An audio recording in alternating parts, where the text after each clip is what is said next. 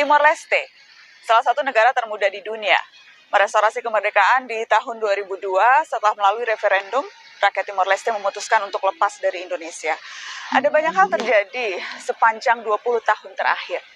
Saya akan berbincang dengan elit negeri ini, juga berbincang dengan generasi mudanya, untuk melihat lebih dekat bagaimana rakyat Bumi Lorosae berjuang meraih mimpinya sebagai negara merdeka.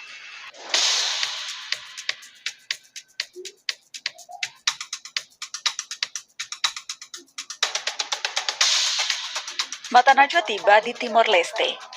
Kami langsung disambut hangat Presiden pertama negara itu, Zanana Gusmao. Selamat kedatangan. Kedatangan kami menjelang perayaan restorasi kemerdekaan Timor Leste yang ke-20. Momen yang tepat diajak berkeliling Dili, ibu kota Timor Leste. Selamat datang di Night Market Dinameti. Kita mau menik aja. Tidak mau mati.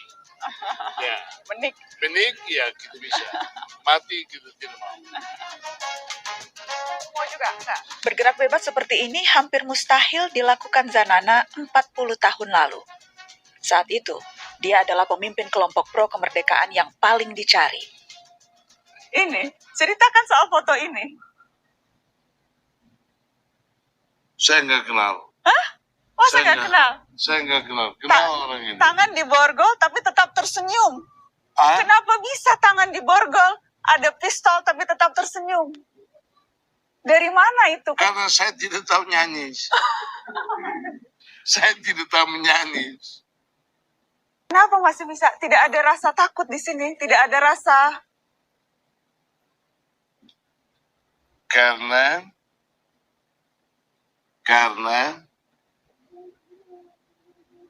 saya sudah bertemu dengan dengan tentara selama di perang. Di perang di Perjuangan. Orang pertama yang saya kenal adalah seseorang yang kita tembak dan kita tangkap karena dia nggak bisa lari. Dan di situ sedang sakit semua saya menjadi dokter. Ya, saya menjadi dokter kita supaya dia. Jadi musuh pun dirawat.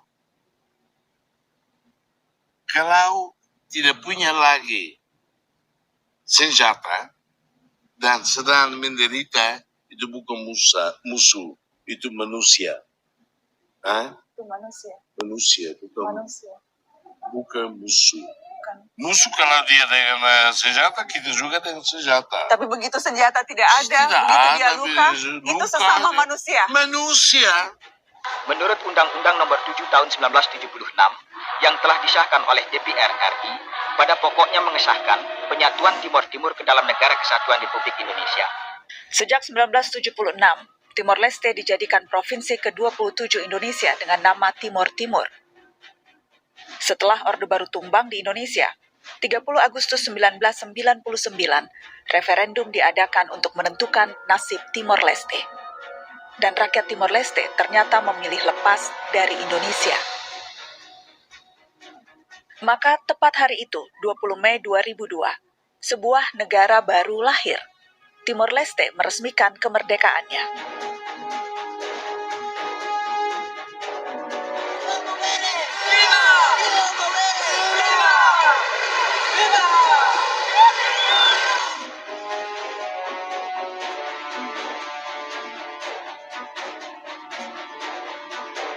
Kemerdekaan itu membentangkan harapan baru bagi hari-hari berikutnya di Timor Leste. Tapi berbagai masalah tak seketika lenyap karenanya.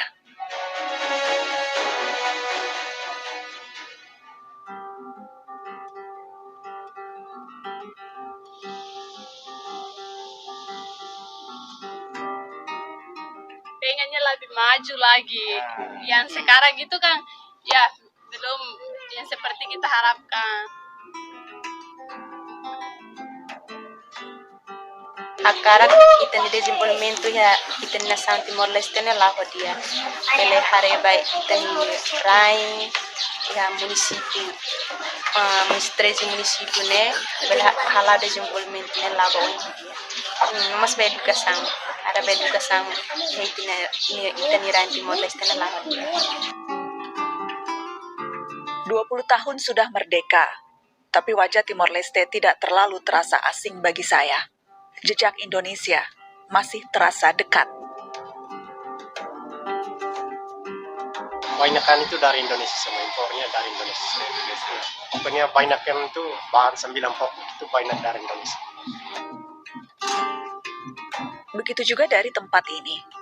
Taman Makam Pahlawan Seroja, pemakaman militer tentara Indonesia yang gugur selama bertugas di Timor Timur.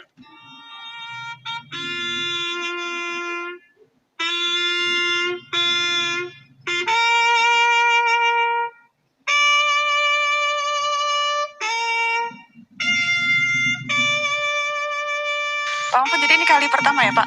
Untuk saya kali pertama. Dan saya juga karena secara khusus diminta oleh Presiden untuk hadir.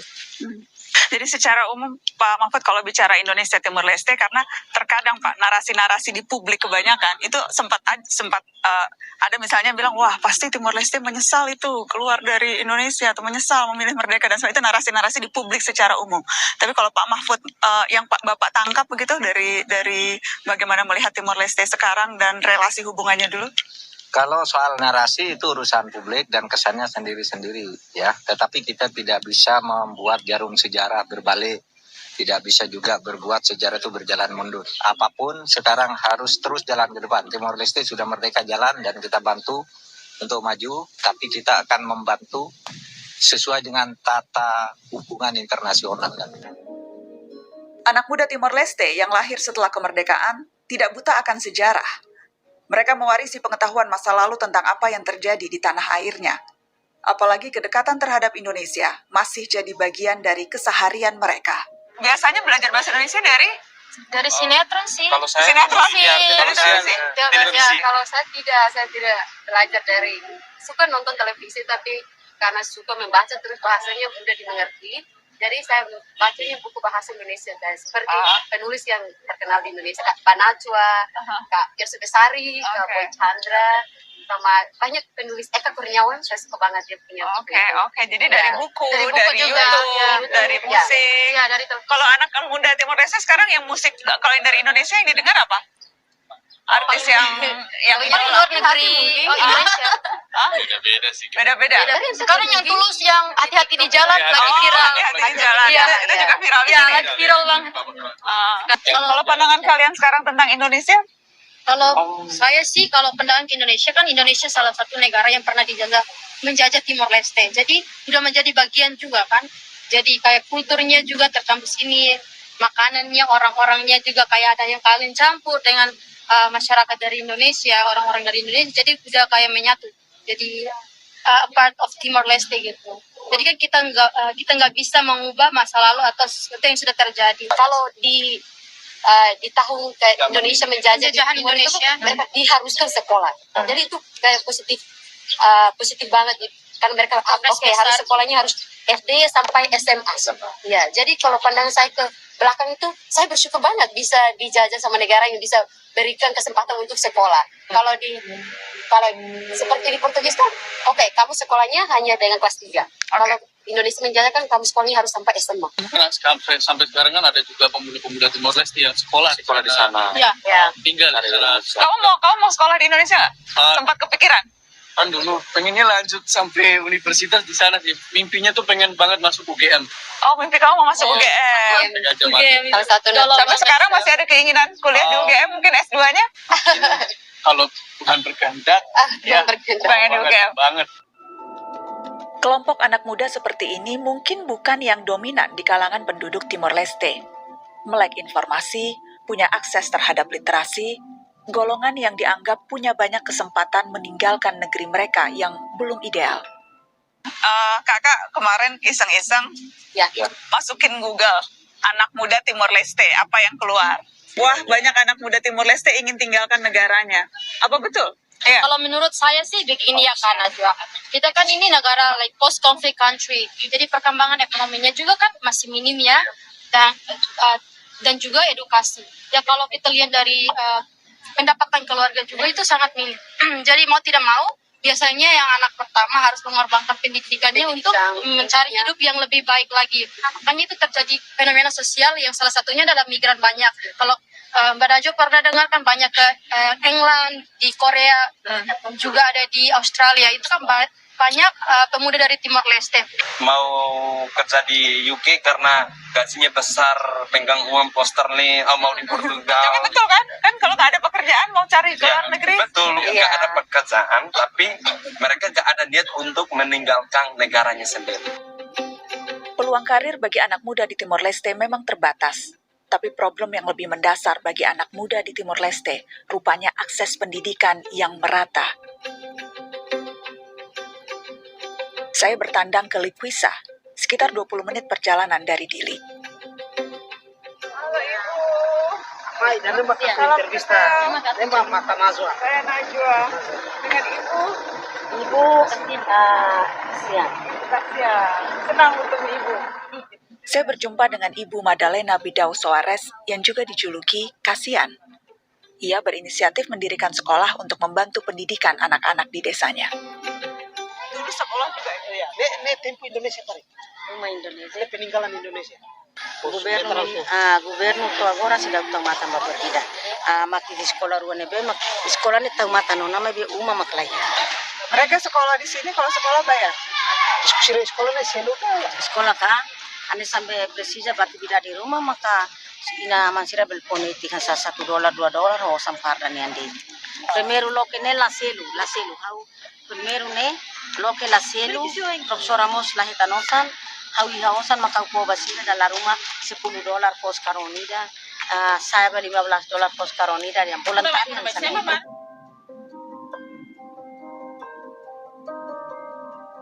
Guru sudah berapa lama Ibu mengajar? Ya, sudah 15 tahun di sini. Iya.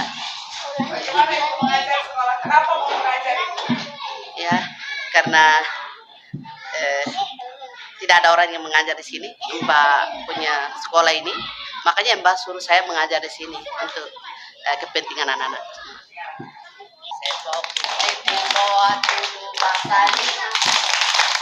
Ibu Madalena Soares Kasian. Bidau Suharis kasihan. Kasian. Jadi kasian itu apa artinya kalau kasian? Kasihan nih. Kita kasihan baik tenerain si funu. Depois kami halai bailarang bahira bahia perinte armada. Ami ne família inimigo kartun hotu ami mesak. Biar ami mesak mos ami mais kami triste ami lahano ini nama natu vila ami akara resisti tora mata. Timor Leste sudah 20 tahun merdeka Ibu. Bagaimana Ibu Kasian melihat Timor Leste saat ini setelah 20 tahun merdeka? Merdeka tinan ruanulona, mai be, serviço ya Timor Leste Desenvolvimento, balu laudiak i balu sidau laudiak. Ne tambah sidau laudiak ne tambah mi hare kata. Estrada badalam publiku balu diak balu ladiak, estrada tama ya rural, tama ya posto. To suku, to comunidade be concentrado, estrada sidak bele tama hodiak. Depois comunidade ini balu hetanona ahi, balu sidak hetan ahi. Sejak kapan Ibu bangun sekolah?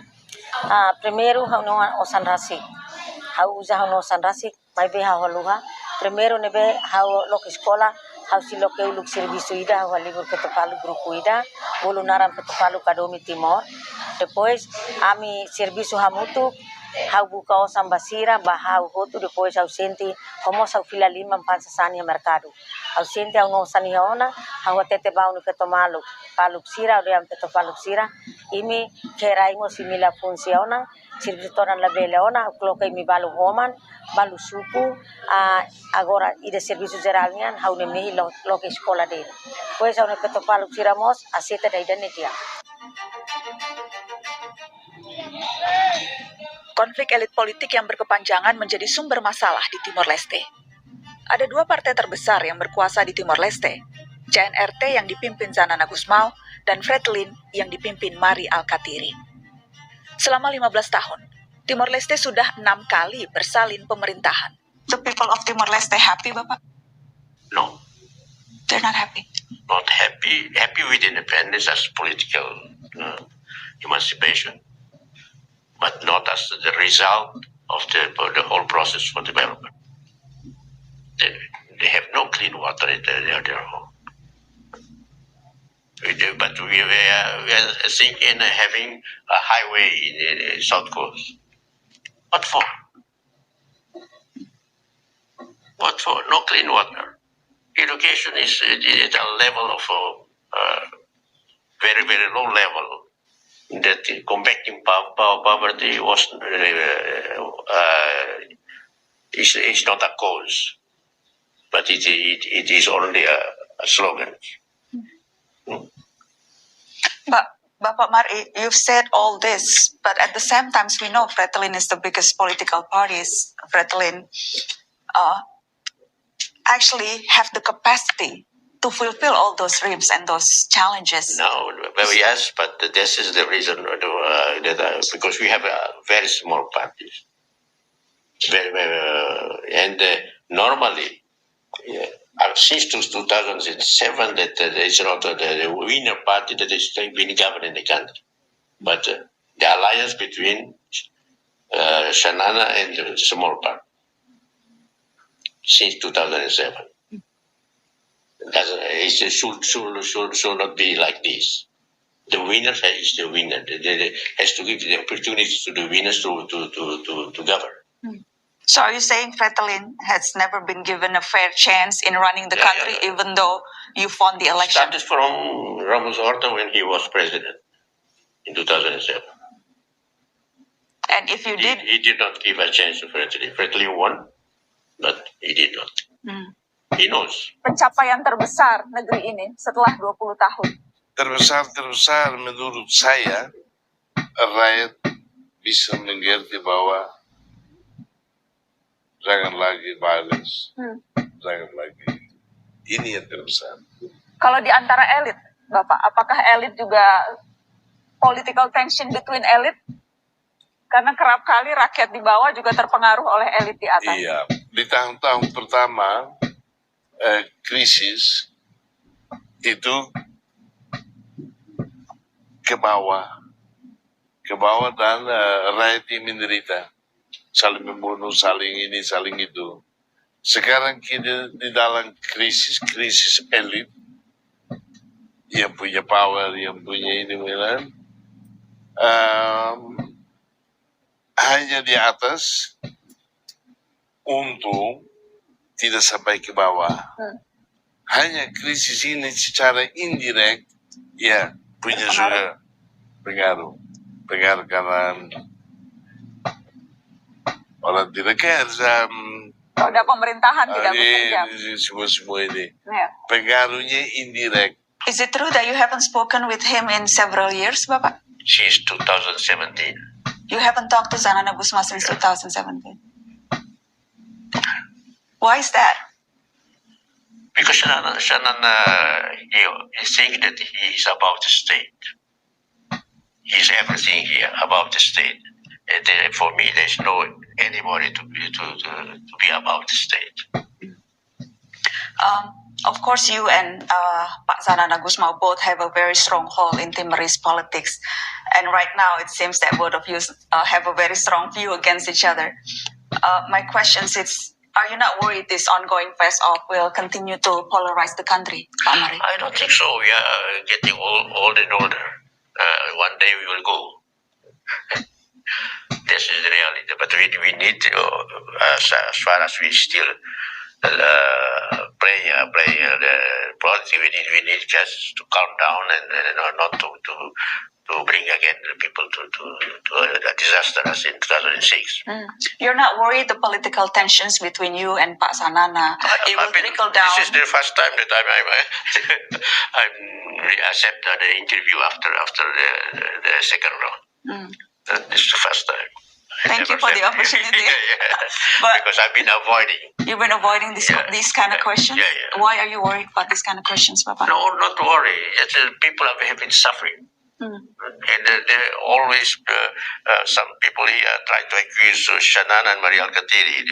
Put them against each other. And I'm trying to really to play a role of politics and nothing else. So no plan in the near future to talk to Pak Sanana? I'm not God. I don't know. You'll wait for him to come to you?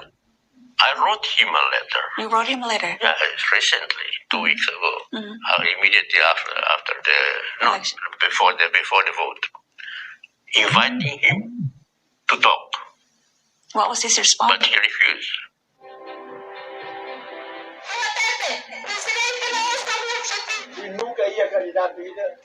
Tahun ini Timor Leste kembali memilih presiden baru. Ada 16 calon presiden yang bertarung. Sederet nama baru meramaikan pemilu. Namun lagi-lagi wajah lama yang terpilih. Jose Ramos Horta menang dengan 62% suara. Sudah terpilih oleh rakyat, kita harus dia jadi presiden untuk Timor Leste, bukan untuk satu grup atau satu kelompok.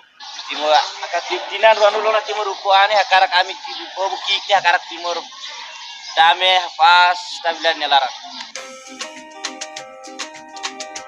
Jadi malam ini kita lagi mau jalan untuk hadir pelantikan Presiden Timor Leste.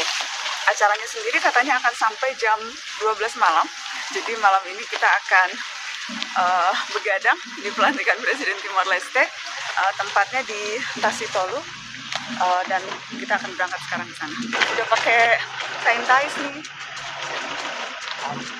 Ini kain khas tenun Timor Leste. Terima kasih Mimi Krisdayanti yang udah ngasih kain ini untuk saya pakai malam ini sebagai salah satu bentuk penghormatan pada undangan dari negara tetangga. Acara begini, ini biasa itu mereka itu senang ikut ya gara-gara ini. Habis lantik mereka pulang ada acara bebas kan sambil dansa. Anak-anak muda itu perempuan lah ini mereka bisa sampai pagi tuh. Jadi acara resmi selesai, pejabat pulang, anak muda ambil alih. Biasa begini. Dansa sampai pagi. Iya, lihat seperti ini tuh. Ini nanti ini mereka dansa sampai pagi. Sampai di Tasitolu. Ini tempat pelantikan presiden.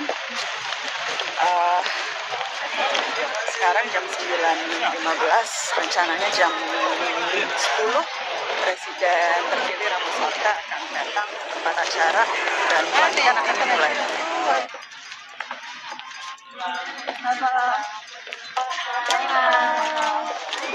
Selamat malam, Suster. Kita hanya lihat di TV. Foto. Boleh sebentar. Boleh, khusus boleh. Ini saya minta stop dulu kalau di dalam gedungnya kita foto dulu.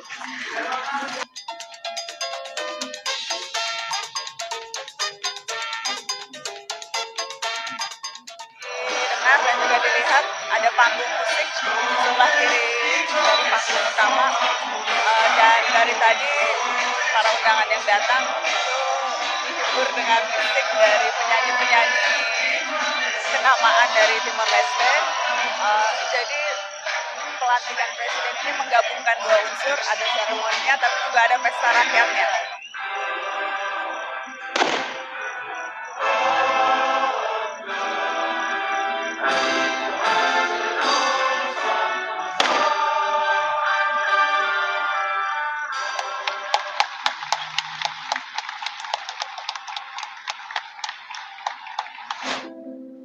Ini adalah kali kedua Ramos Horta menjabat sebagai Presiden Timor Leste. Maka pertanyaan ini perlu dijawab. Apa yang membuatnya ingin kembali terjun ke ranah politik praktis setelah jeda hampir 10 tahun? Mr. President, congratulations on winning the election. Thank you. So that was your main reason? Your reason to decide to... One reason is, as president, I know the limitations of the office of the president in our political system. But having said so, I want a strong say, a strong involvement in the economics of the country. Because the next 5 years we have to really get the economy moving, and fast and in a big way.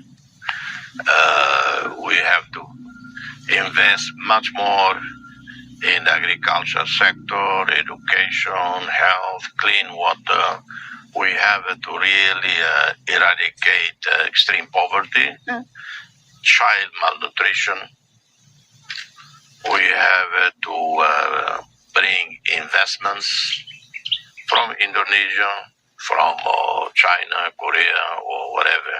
Because investing more or less easier than investing in Indonesia. For Indonesia has already its own big conglomerates. Preference is to invite, for instance, pharmaceutical industries from Europe, medical industry, medical equipment to invest here, but also fashion industry from Europe. Yes, to manufacturing Timor. I see. We have European design, but manufactured by Timorese women. So Timor-Leste could be a very important new manufacturing, but not in terms of based on cheap labor, like Bangladesh or Vietnam. No, Skilled labor. We go for the high-end fashion industry that employ less people, but better pay. So I want to show you some photos. That's a rock star from the 70s. How old were you here? Incredible long hair. Oh God, very embarrassing. No, it's actually very cool. You should put this up, Mr. President. How old were you here? I think I was less than 30. 27 or 28 or whatever. Reminiscing back to those times, what were some of your most important memories, your core memories about the resistance era when you were this young? I always, I was never a radical person. I was always a social democrat. I never believed in Marxism-Leninism. I also didn't like American-style capitalism that really had no sentiments, no compassion. So although my appearance might show that I was left-wing radical, no, I was not. Maybe either I didn't have money to cut my hair or I thought it was great, but when looking back, I'm a bit embarrassed. Okay, so this is the last... Oh, God, that's more. Is this during the... that was a few months ago during the campaign. Do you think it would be much different now with the? Is this? I mean, if we consider this your second term, and the first time was the first term, would it be? You think it would be? What would be the main differences and the similarity? Well, the current term easier. Easier now? Easier because in 2007 I inherited a very serious political security crisis. And the country was very divided. We have problems within the army, the police, and there was violence. Today, Timor-Leste is an oasis of tranquility. We don't have ethnic-based violence. We don't have political violence. We don't have religious violence. No religious or political radicalism of any sort. We don't have organized crime. And sometimes I joke that we don't have organized crime because generally we are very disorganized country. And so everybody, no one is organized, so we don't have organized crime. Not even that. We improvise a lot. So this term will be easier for you? Easier. We have more money in our sovereign fund, petroleum fund. What we lack is a wise leadership, wise government. Petroleum Fund, seperti magic word dalam kamus politik Timor-Leste. Lebih dari 80% pendapatan tahunan negara Timor-Leste ditopang dari minyak bumi. Sebenarnya ini cara mencari uang yang cukup mudah bagi negara yang punya segudang masalah, kemiskinan, pengangguran, dan pemerataan pembangunan. Tapi pengelolaan anggaran jumbo tersebut dinilai serampangan.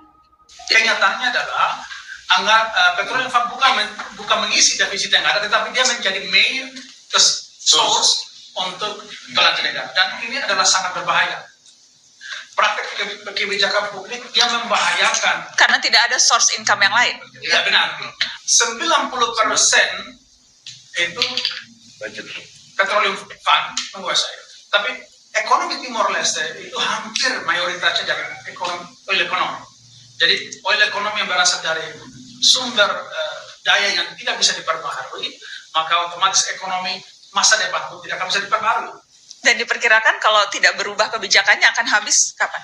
Beberapa data ada dari beberapa NGO, saya sendiri mengkalkulasinya itu bahwa sekitar 2030 kemungkinan akan jadi nol dengan karakter anggaran berdasarkan tingkat belanja 2021.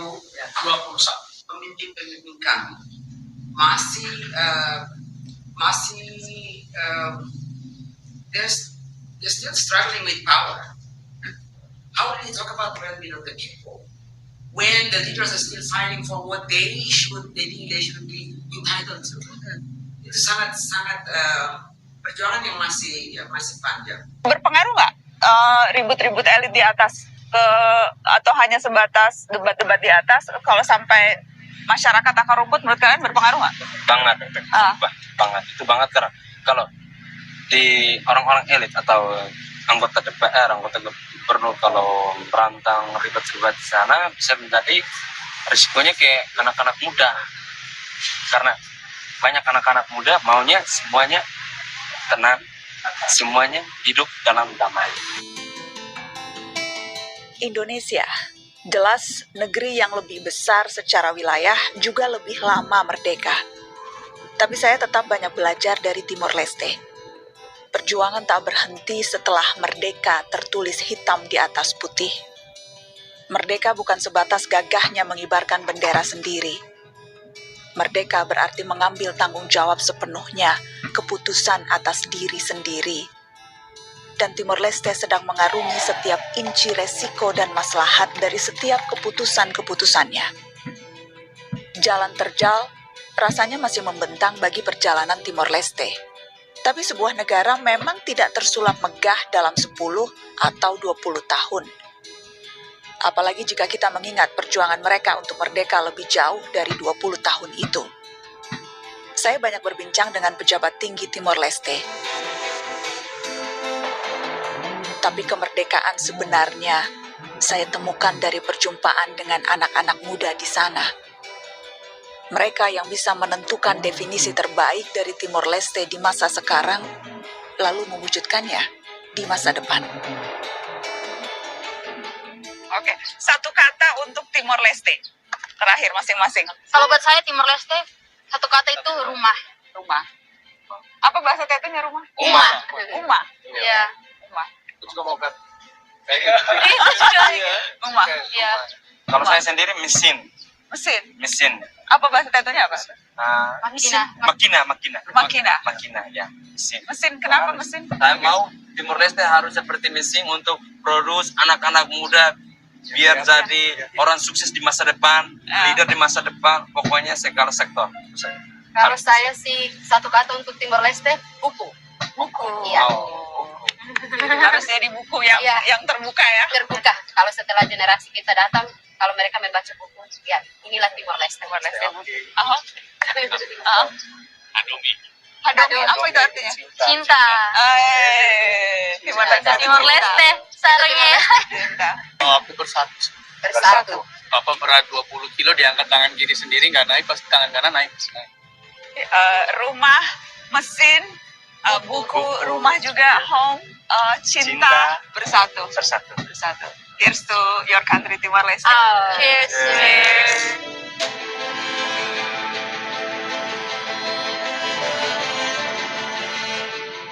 So this Pamari.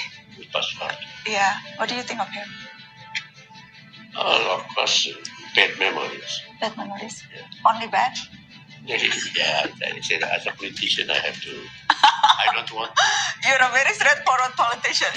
I really like it because it's not very often I come to speak with a politician that says what's on their mind and heart. Penyelamat deh.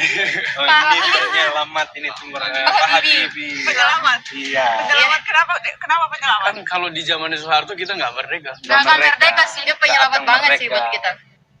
Apa tuh? Great man, the new president of Indonesia is amazing. He's an extraordinary a leader, humble, approachable, with practical experience as a former businessman, and relatively young. Ini terakhir.